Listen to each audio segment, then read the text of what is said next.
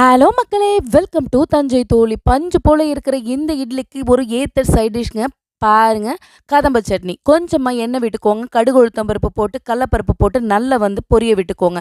பாருங்க, எல்லாம் நல்லா பொரிஞ்சிருச்சு. 5 பச்சை மிளகா, 5 வரமிளகாவை நான் ஆட் பண்ணிக்கிட்டேன். நீங்களும் அதை நல்லா பொரிய விட்டுக்கோங்க.